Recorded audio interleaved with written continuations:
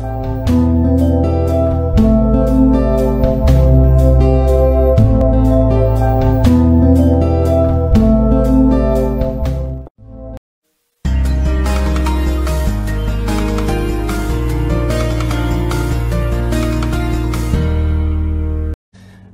malam saudara-saudara sekalian. Shalom.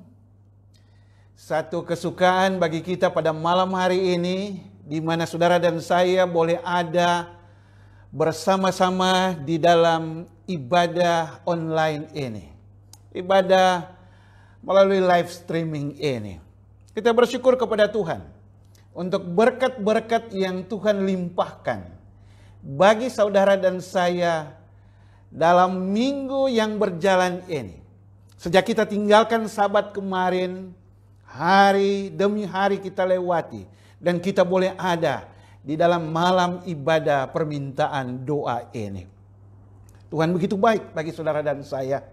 Tuhan memberkati kehidupan kita secara pribadi, secara keluarga, dalam tanggung jawab, dalam pelayanan-pelayanan yang kita lakukan bersama. Kita bersyukur untuk berkat-berkat Tuhan ini. Malam ini satu kesempatan yang berbahagia. Saudara dan saya boleh mempelajari akan kebenaran firman Tuhan. Namun saya mau ingatkan bagi kita pada malam hari ini. Biarlah kita pastikan bahwa kalau kita lengkap di dalam rumah, baik itu papa ada, mama ada, anak-anak ada, mari kita datang bersama-sama, lengkap secara keluarga, untuk kita menikmati berkat Tuhan di dalam mempelajari akan kebenaran firman Tuhan ini. Jangan lupa membawa Alkitab Anda, sebab kita akan pelajari Alkitab yang menjadi kekuatan dan dasar di dalam pelajaran firman Tuhan pada malam hari ini. Allah begitu baik bagi saudara dan saya. Dia selalu memberkati kehidupan kita. Malam permintaan doa adalah satu malam yang penuh berkat yang Tuhan siapkan bagi kita. Saya mau kutip beberapa kutipan dari hamba Tuhan, Ellen G. White. Dalam beberapa bukunya berbicara tentang pentingnya berdoa atau doa di dalam kehidupan saudara dan saya. Dalam bukunya Thoughts from the Mount of Blessing, halaman 85, Ellen White katakan bahwa doa membawa atau meningkatkan kekuatan kerohanian saudara dan saya. Lihat bagaimana pentingnya doa itu, sehingga malam ini kita boleh ada bersama-sama. Ya, betul. Kita tidak bisa berkumpul, kita terpisah di rumah kita masing-masing. Tapi kita bertemu lewat ibadah online ini, live streaming ini, di mana kita boleh berdoa untuk meningkatkan, untuk menguatkan kehidupan kerohanian saudara dan saya. Kutipan yang lain, Ellen White juga katakan bahwa doa adalah untuk menjaga saudara dan saya di dalam kekuatannya, di dalam kekuatan Allah. Melalui doa saudara dan saya dijaga, terpelihara di dalam kekuatan Allah. Saya dan saudara inginkan kekuatan dari Tuhan menghadapi tantangan-tantangan kehidupan ini. Hanya doa yang bisa membuat kita bisa kuat di hadapan Tuhan. Kutipan yang lain, Ellen White katakan dalam buku Kisah Para Rasul halaman 564. Dia katakan demikian. Prayer brings success in conflict with sins. Doa memberikan sukses kepada saudara dan saya dalam konflik dengan dosa ini. Tidak sedikit saya dan saudara punya pergumulan-pergumulan dosa. Kita hidup di atas dunia yang masih penuh dengan dosa. Dan ingat, hanya lewat doa saudara dan saya dikuatkan untuk menghadapi pergumulan dosa ini. Ada hal yang lain yang saya mau sampaikan. Bagaimana kutipan dari hamba Tuhan Ellen White tentang pentingnya doa ini. Dalam buku My Life Today halaman 316. Dia katakan, Satan cannot overcome one who prays. Satan cannot overcome one who prays. Lihat bagaimana setan tidak akan menang kepada seseorang yang berdoa. Inilah berkat-berkat janji, keuntungan yang saudara dan saya bisa dapatkan hanya melalui doa. Dan kita bersyukur pada malam hari ini, kita boleh ada sama-sama di dalam doa dan penyerahan.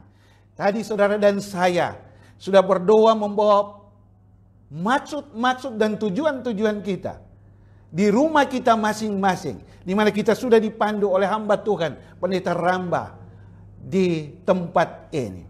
Dan saya yakin saudara dan saya benar-benar diberkati pada malam hari ini.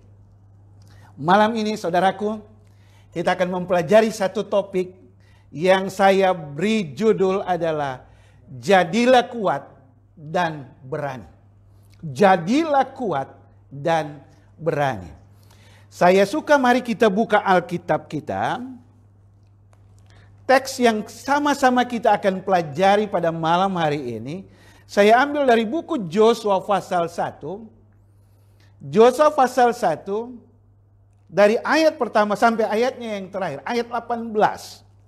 Yosua pasal 1, ayatnya yang pertama sampai ayatnya yang ke-18. Mari kita buka Alkitab kita. Semua yang di rumah, di mana saja saudara berada, peganglah Alkitab saudara dan marilah kita baca akan kebenaran firman Tuhan ini.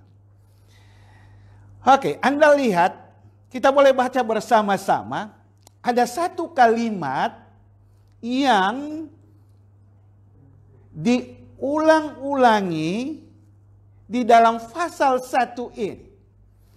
Ada 3 ayat yang berbicara tentang kalimat ini, yang adalah perkataan Allah langsung kepada Yosua. Dan ayat tambahan yang lainnya, satu ayat yang lainnya adalah kata-kata dari umat Israel terhadap Yosua. Jadi dengan kata lain, 4 kali diulangi kalimat ini. Mari kita buka Alkitab kita.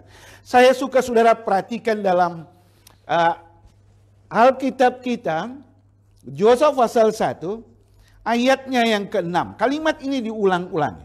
Ayatnya yang ke-6, ayatnya yang ke-7, ayatnya yang ke-9, dan ayatnya yang ke-18. Mari kita baca ayat 6.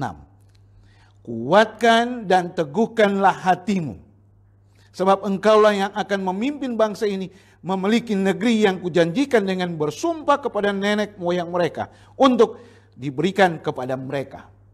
Saya suka saudara perhatikan, kuatkan dan teguhkanlah hatimu. Ayat 7, bagian awal, kalimat yang sama. Allah berkata kepada Yosua, hanya kuatkan dan teguhkanlah hatimu. Anda boleh lihat lagi ayatnya yang ke-9. Bukankah telah kuperintahkan kepadamu, kuatkan dan teguhkanlah hatimu? 3 kali Allah secara langsung berkata kepada Yosua. Dan ayat 18, bagian akhir, kalimat yang sama yang dipakai oleh umat-umat Israel kepada Yosua. Coba saudara perhatikan ayat 18 bagian terakhir. Hanya kuatkan dan teguhkanlah hatimu. Kalimat yang sama, 3 kali Tuhan katakan kepada Yosua, dan sekali umat-umat bangsa Israel ini katakan kepada Yosua. Mengapa sampai Tuhan berkata sampai 3 kali? Bahkan 1 kali dilakukan oleh umat-umat ini. Ada alasan mengapa sampai kalimat ini diulang-ulangi. Anda boleh lihat, kita kembali kepada Yosua pasal 1. Ayat 1 sampai ayatnya yang kedua. Mari kita baca. Yosua pasal 1 ayat 1 dan ayat 2. Sesudah Musa hamba Tuhan itu mati, berfirmanlah Tuhan kepada Yosua bin Nun, abdi Musa itu demikian. Hambaku Musa telah mati, sebab itu bersiaplah sekarang, seberangilah sungai Yordan ini, engkau dan seluruh bangsa ini, menuju negeri yang akan kuberikan kepada mereka, kepada orang Israel itu. Ini kisah menarik. Mengapa sampai Tuhan katakan 3 kali? Rupa-rupanya ada satu kejadian di mana Musa baru saja beristirahat di dalam Tuhan. Dan ayat 1 dia gambarkan itu. Musa hamba Tuhan itu sudah mati. Sehingga ayat itu dikatakan, berfirmanlah Tuhan kepada Joshua bin Nun, abdi Musa itu demikian. Hambaku Musa telah mati. Sebab itu bersiaplah sekarang, seberangilah sungai Yordan. Tuhan meminta kepada Joshua. Ada satu tanggung jawab di mana Tuhan embankan kepada Joshua. Joshua ini adalah hamba Musa. Musa dikatakan dalam ayat ini adalah hamba Allah. Hamba Allah ini, Musa ini baru saja mati.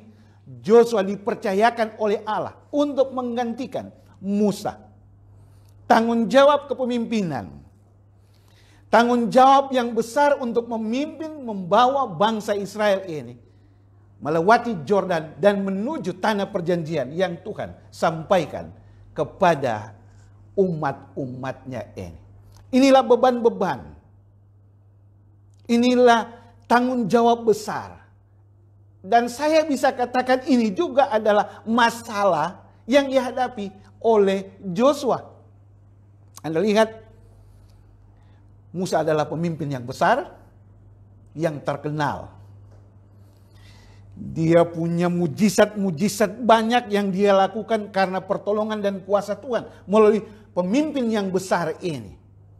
Pengalaman-pengalaman bangsa Israel yang menentang dia ini juga sudah dilihat oleh Joshua. Hal-hal dalam kepemimpinan yang memberatkan Musa ini. Ingat, Joshua adalah hamba dari Musa. Dia mengalami pengalaman-pengalaman ini. Dia tahu betul kondisi umat-umat bangsa Israel ini. Sehingga Tuhan berulang kali katakan kepada Joshua, kuatkan dan teguhkanlah hatimu. Saudara dan saya, kadangkala kita menghadapi berbagai tantangan di dalam kehidupan ini. Saya dan saudara ada dalam situasi kondisi yang tidak seperti biasanya. Ada tantangan-tantangan, ada masalah-masalah. Bisa saja kita punya masalah di dalam tanggung jawab dan kepemimpinan yang Tuhan percayakan bagi kita. Apakah itu di jemaat, apakah itu di kantor, apakah itu dalam pelayanan-pelayanan yang kita lakukan, apakah itu di dalam keluarga kita. Beban-beban, tanggung jawab, masalah-masalah di dalam kehidupan. Ini saudara dan saya alami dari saat ke saat. Sehingga Tuhan katakan, kuatkan dan teguhkanlah hatimu. Pekabaran yang sama kepada Joshua adalah pekabaran yang sama, kalimat yang sama yang Tuhan sampaikan bagi saudara dan saya pada malam hari ini. Sehingga kita tetap kuat, kita tetap teguh hanya kepada Tuhan kita, Allah yang selalu bersama-sama dengan kita. Malam ini saudaraku, dari Joshua pasal 1 ini ada 4 hal yang saya suka saudara dan saya perhatikan bersama-sama yang kita boleh dapatkan melalui pengalaman Joshua pasal 1 ini, yang boleh menjadi berkat penuntun pedoman bagi saudara dan saya di dalam kehidupan yang kita jalani. 4 hal itu yaitu pertama, berdiri pada janji-janji Tuhan. Yang kedua, menyadari penyertaan Tuhan. Yang ketiga, berdiri teguh pada jalan-jalan Tuhan. Dan yang keempat, laksanakan rencanamu. 4 hal ini yang saya suka saudara dan saya pelajari, yang boleh menjadi tuntunan berkat bagi kita pada malam hari ini. Mari kita datang kepada hal yang pertama, yaitu berdiri teguh pada janji-janji Tuhan. Kita baca ayatnya yang ketiga dari Joshua pasal 1. Berdiri teguh pada janji Tuhan ini ada pada ayatnya yang ketiga. Mari kita baca sama-sama. Kita buka Alkitab kita. Kita lihat Joshua pasal 1 ayat 3 dan kita baca bersama-sama. Kalau sudah dapat, mari kita mulai bersama-sama. Ayat 3. setiap tempat yang akan diinjak oleh telapak kakimu, kuberikan kepada kamu seperti yang telah kujanjikan kepada Musa. Allah berkata kepada Joshua, setiap tempat yang akan diinjak oleh telapak kakimu akan kuberikan kepada kamu seperti yang telah kujanjikan kepada Musa. Berdiri teguh pada janji Tuhan. Tuhan berkata kepada Joshua, berdiri teguh pada janji Tuhan. Sebagaimana saya sudah berjanji kepada Musa, itu pun akan menyertai kamu. Janji itu akan menyertai Joshua dalam tanggung jawab yang Tuhan percayakan bagi dia. Berbicara mengenai janji Tuhan, saudara dan saya bisa dapatkan di dalam firman Tuhan. Anda buka internet, cari di Mbak Google atau Master Google, terserah saudara mau bilang apa. Saudara taruh saja janji Tuhan. Cukup banyak janji Tuhan yang kita bisa dapat di dalam Alkitab, di dalam firman-Nya bagi saudara dan saya. Ada yang ketikan sekian ribu janji Tuhan. Saya suka satu penulis katakan ada 365 janji Tuhan. Dengan alasan bahwa setiap hari ada janji Tuhan yang siap menyertai kita, yang siap memberikan kekuatan bagi saudara dan saya. Ada beberapa janji Tuhan pada malam hari ini yang saya mau angkat untuk kita lihat bagaimana janji penyertaan Tuhan di dalam kehidupan saudara dan saya. Janji yang pertama yaitu God loves you unconditionally. Allah mengasihi Anda tanpa, apa itu unconditionally? Tanpa syarat. Allah benar-benar mutlak mencintai saudara dan saya. Kita berdosa, kita punya kekurangan, kita punya kelemahan, kita bersih, kita sempurna, kita baik. Tidak bersyarat janji Tuhan. Tanpa syarat, kasih Tuhan itu selalu mengalir di dalam kehidupan saudara dan saya. Lihat dalam Roma pasal 8 ayat 38 dan 39. Bagaimana gambaran kasih Tuhan bagi saudara dan saya. Sebab aku yakin bahwa baik maut maupun hidup, baik malaikat-malaikat maupun pemerintah-pemerintah, baik yang ada sekarang maupun yang akan datang, atau kuasa-kuasa, baik yang di atas maupun yang di bawah, ataupun sesuatu makhluk lain, tidak akan dapat memisahkan kita dari kasih Allah yang ada dalam Kristus Yesus Tuhan kita. Lihat bagaimana janji Tuhan, kasih Allah bagi saudara dan saya. Janji yang lain ada dalam Mazmur 27 ayat 10, yaitu you are never alone. Saudara dan saya tidak pernah sendirian. Ini yang memberikan kekuatan bagi kita. Mazmur 27 ayat 10, dia katakan, sekalipun ayahku dan ibuku meninggalkan aku, namun Tuhan menyambut aku. Lihat bagaimana janji Tuhan bagi kita. Kita tidak akan sendirian. Saya punya teman, dia harus terpisah dengan istri dan anak-anaknya. Karena saat sebelum masa COVID-19 ini, dia berpindah. Dia keluar, tinggalkan negara di mana istri dan anak-anaknya tinggal, dan tiba-tiba negaranya ini harus ditutup. Akhirnya dia tidak bisa ada bersama-sama dengan istri dan anak-anaknya. Lihat, Tuhan tidak pernah tinggalkan kita sendirian. Walaupun dalam situasi seperti ini, saudara dan saya punya masalah, Tuhan tidak akan tinggalkan kita sendirian. Janji Tuhan yang lain bagi kita adalah rencana Allah, adalah rencana yang penuh dengan berkat di dalam kehidupan yang saudara dan saya jalani ini.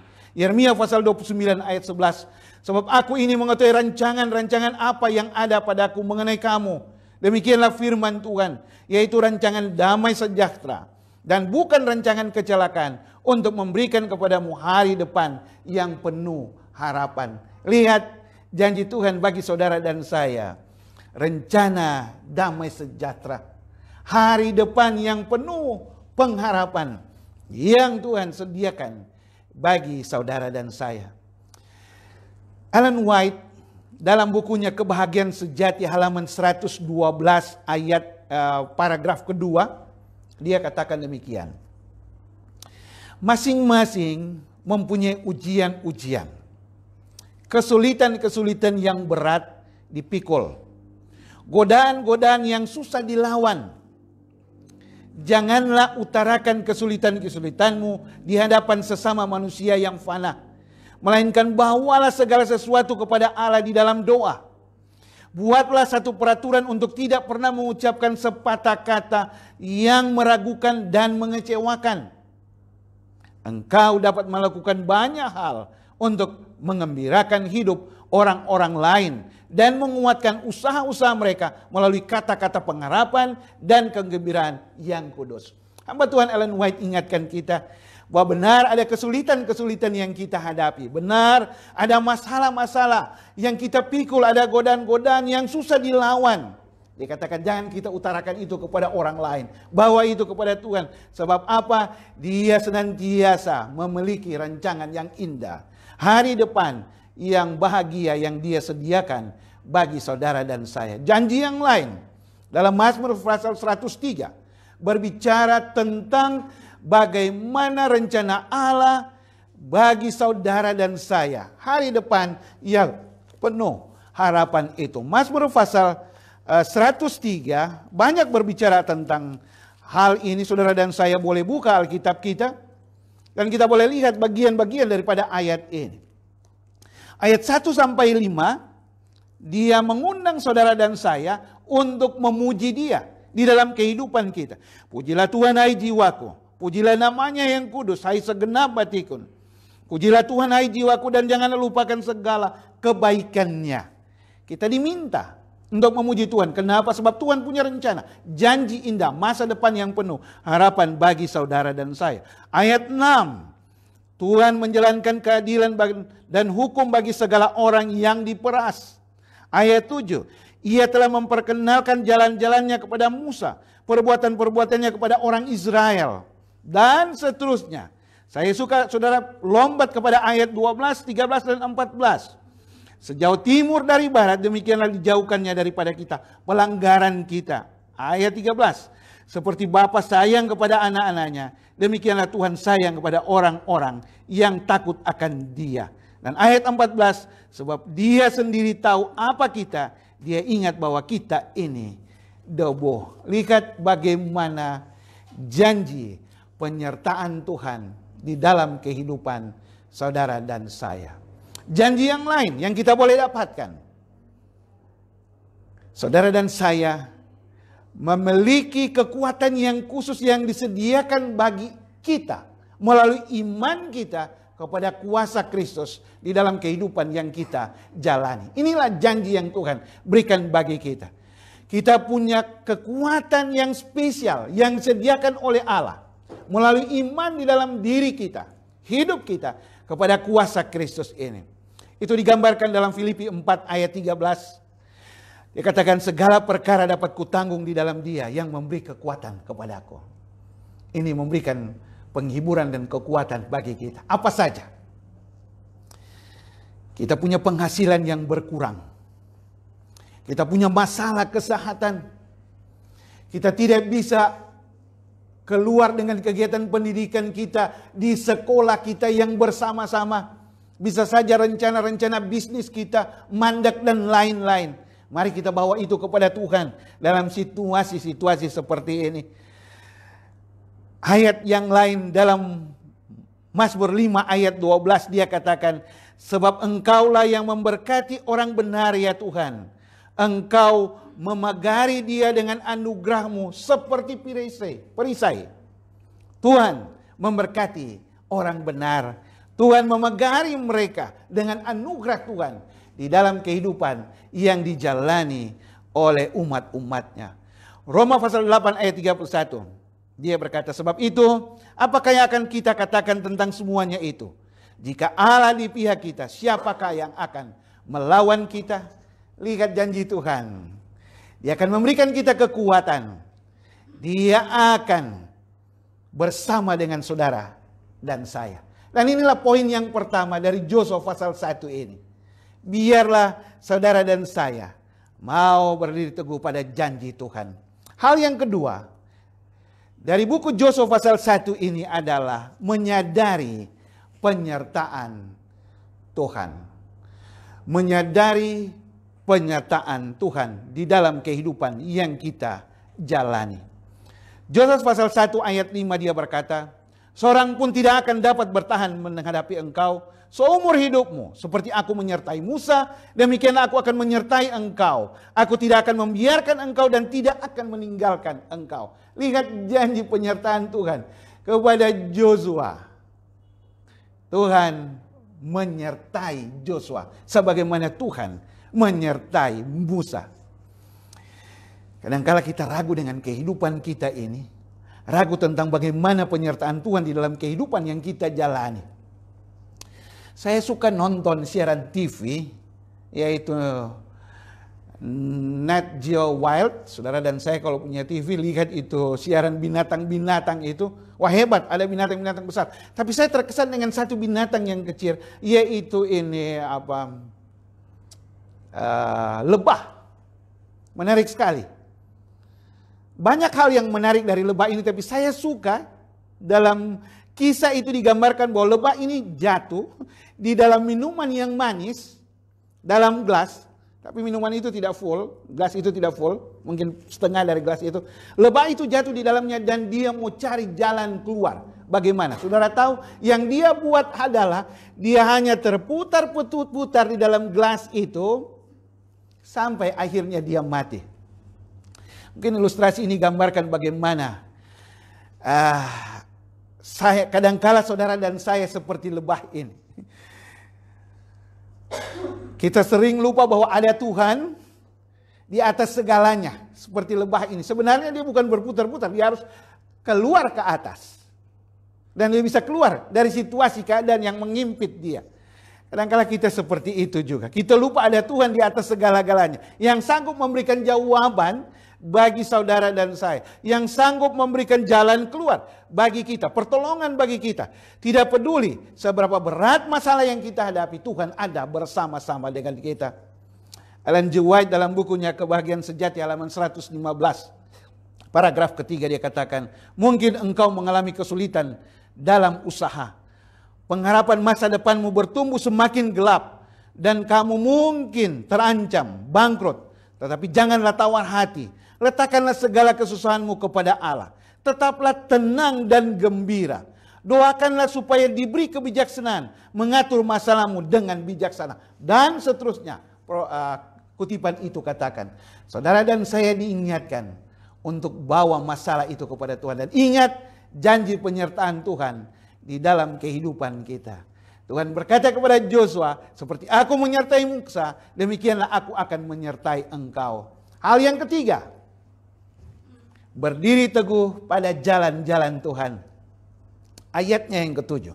Mari kita buka Alkitab kita. Yosua pasal 1. Ayatnya yang ketujuh. Apa yang dikatakan ayat 7 bagi saudara dan saya. Hanya kuatkan dan teguhkanlah hatimu. Dengan sungguh-sungguh bertindaklah hati-hati. Sesuai dengan seluruh hukum yang telah diperintahkan kepadamu oleh hambaku Musa. Janganlah menyimpang ke kanan atau ke kiri. Supaya engkau beruntung kemanapun engkau pergi. Saudaraku, Yosua pasal 1 ayatnya yang ketujuh ini, bagian yang ketiga, ingatkan kita untuk berdiri teguh pada jalan-jalan Tuhan. Ayat ini katakan, jangan menyimpang ke kanan atau kemana? Ke kiri. Ayat itu jelas katakan. Kadang-kala saudara dan saya diperhadapkan dengan pilihan-pilihan. Dan di saat kita menghadapi pilihan-pilihan seperti ini, membingungkan saudara dan saya. Mana saya mau ambil langkah ini? Saya mau ke kiri atau saya mau ke kanan? Kita bingung dengan pilihan-pilihan yang diberikan kepada saudara dan saya. Dan inilah, saudara dan saya diingatkan oleh pengalaman Joshua ini. Berdiri teguh pada jalan-jalan Tuhan. Jangan menganan atau ke kiri, supaya engkau beruntung kemanapun engkau pergi. Amsal pasal 14 ayat 12 katakan, ada jalan yang disangka orang lurus, tetapi ujungnya menuju maut. Lihat bagaimana gambaran tentang pilihan-pilihan ini. Pastikan bahwa saudara dan saya berdiri teguh pada jalan-jalan Tuhan. Ada beberapa syarat bagaimana kita bisa berdiri teguh pada jalan-jalan Tuhan. Bagaimana saudara dan saya perlu tahu akan syarat-syarat ini. Saya bagikan pada malam hari ini hanya 2 syarat yang bisa menolong kita untuk kita berdiri teguh pada jalan-jalan Tuhan ini. Yang pertama adalah rendah hati. Rendah hati. Apa ini lawan kata dari rendah hati ini? Sombong ya, tinggi hati ya. Kalau kita lihat dia punya lawan ini. Ingat, Tuhan membenci orang yang sombong, yaitu orang yang mengandalkan kekuatan dan caranya sendiri dalam menentukan jalan kehidupannya.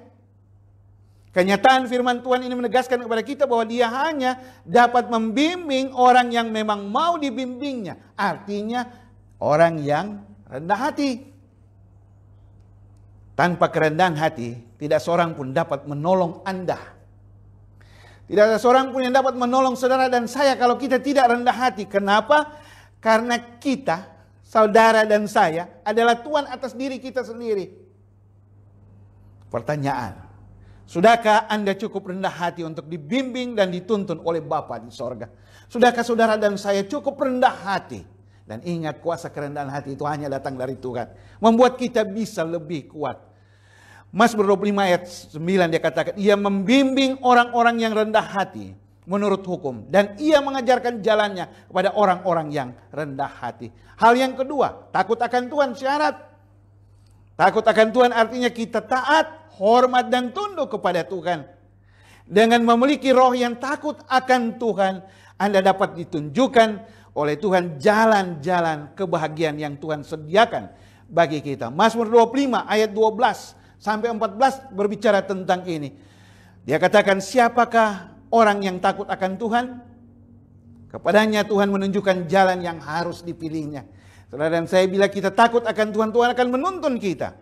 Orang itu sendiri akan menetap dalam kebahagiaan dan anak cucunya akan mewarisi bumi. Ayat 14, Tuhan bergaul karib dengan orang yang takut akan Dia. Dan perjanjiannya diberitahukannya kepada mereka. Mari kita datang kepada poin yang terakhir. Yang keempat adalah laksanakan rencanamu. Joshua pasal 1 ayatnya yang 11. Anda dan saya boleh buka. Poin yang terakhir bagi kita pada malam hari ini. Joshua pasal 1 ayat 11. Jalanilah seluruh perkemahan dan perintahkanlah kepada bangsa itu demikian. Sediakanlah bekalmu. Sebab dalam 3 hari kamu akan menyeberangi sungai Yordan ini. Untuk pergi menduduki negeri yang akan diberikan Tuhan Allahmu kepadamu untuk diduduki. Bagian yang terakhir adalah laksanakan rencana kita. Joshua bersama dengan bangsanya sudah siap untuk mereka menyeberang sungai Yordan. Sudah siap untuk mereka laksanakan rencana mereka secara bangsa ini. Dan Tuhan katakan, lakukanlah itu. Bila saudara dan saya menjalani kehidupan ini. Ingat pengalaman dari Joshua pasal 1 ayat 18 ini. 4 hal penting yang kita sudah pelajari bersama-sama pada malam hari ini. Mari kita berdiri pada janji-janji Tuhan. Mari kita menyadari penyertaan Tuhan di dalam kehidupan yang saudara dan saya jalani saat ini. Benar, ada masalah, ada tantangan yang kita hadapi. Kita yakin Tuhan menyertai kita. Mari kita berdiri teguh pada jalan-jalan Tuhan, setia pada jalan-jalan Tuhan. Dan mari kita laksanakan apa rancangan Tuhan yang Tuhan tetapkan bagi saudara dan saya. Sehingga kita pasti, kita aman, kita yakin ada Tuhan yang senantiasa bersama-sama dengan saudara dan saya. Kiranya Tuhan akan memberkati kita pada malam hari ini. Untuk kita tetap setia, kuat, dan berani di dalam Tuhan dalam menghadapi tantangan hidup ini. Mulai sekarang ini sampai Dia datang adalah doa dan harapan kita bersama. Amin.